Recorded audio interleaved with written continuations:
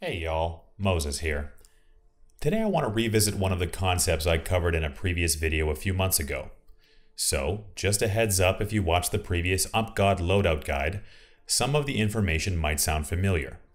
I wanted to come back to this topic mainly due to my personal adoption of the UMP as my primary weapon in the first-person game modes. I'm going to go over the statistical properties of the submachine gun, its strengths, weaknesses, and how to make sure you're getting the most out of a UMP-based loadout in the first-person game modes, or any other game mode where the UMP is your primary weapon. A few things before we begin. This guide is not meant to make other loadouts or weapons seem inferior. Ultimately, whatever weapon you are most comfortable with will probably be your best choice. In addition, loadouts and weapon choices should be evaluated as the game progresses. Good players should recognize when it might be a good idea to switch out a weapon headed into the endgame, or any other part of the game that might suit a different weapon choice. Don't lock yourself into one loadout and always expect to find success. So, with that said, let's get started. I just want to say that I've made some assumptions with some of the loadout slots, and not every variation of kit is necessarily considered. Now I'd like to take a look at the statistical properties of the UMP. The UMP is a highly versatile SMG that excels primarily in the short and medium range. It does 35 damage per shot and has a fire rate of .092. For reference, the AK has a fire rate of .10 and the SCAR fires at .096. So the UMP fires slightly faster than both of those weapons, but trails weapons like the M416, which fires at a rate of .086. The 9mm round that the UMP fires travels at 400 meters a second, which is fastest among SMGs, but compared to the slow 7.62 of the AK at 715 meters per second, the initial velocity of the UMP is extremely low. Recoil is probably the biggest selling point for the UMP, as regardless of grip choice, it is very easy to control with predictable recoil going in both horizontal and vertical directions. The UMP shines brightest when utilized by a player that prefers to be mobile. I won't dive into specifics in this video, but run speed is slightly increased when carrying an SMG over an AR, shotgun, or sniper rifle. So if you prefer to flank the enemy or play aggressive inside of a city, then an SMG-centered build is probably one of the better choices. At the upper end, the UMP should be effective up to 125 meters. But considering its slow-moving round, it shouldn't be used beyond that range, as your effectiveness will degrade quickly unless your target is sitting still. One other benefit that may be patched out at a later date is that when equipped with a silencer, the UMP is barely audible, if not completely silent beyond 125 or 150 meters.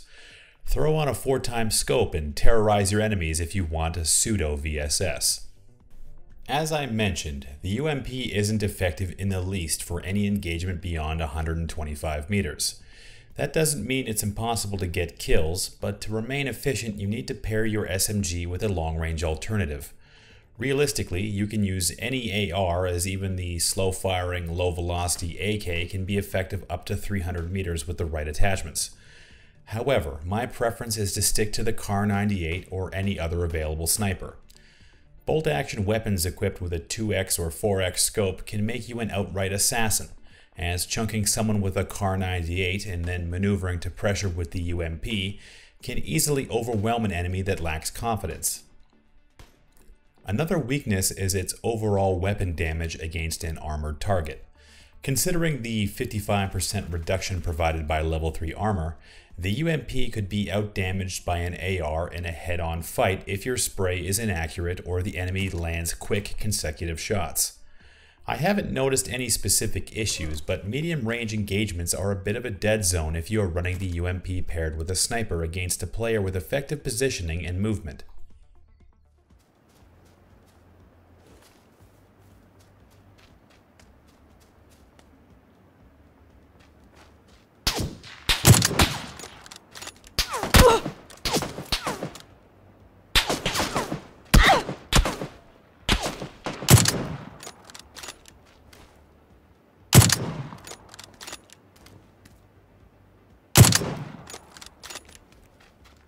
The first-person game mode has brought about a fundamental shift in how many players, including myself, play the game.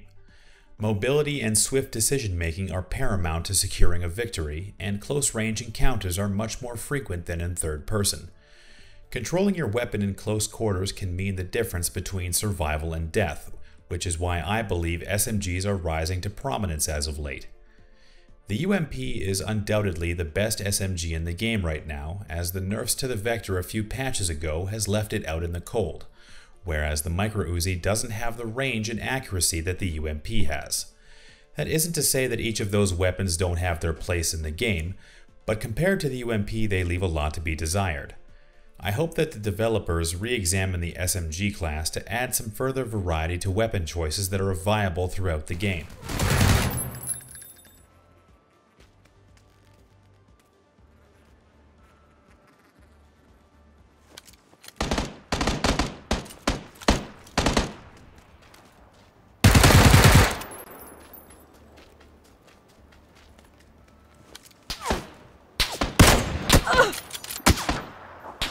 Thank you for taking the time to watch this video.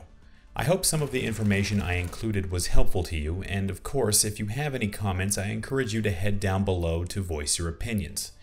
If you like this video, please hit the like button and subscribe to this channel for more content like this in the future.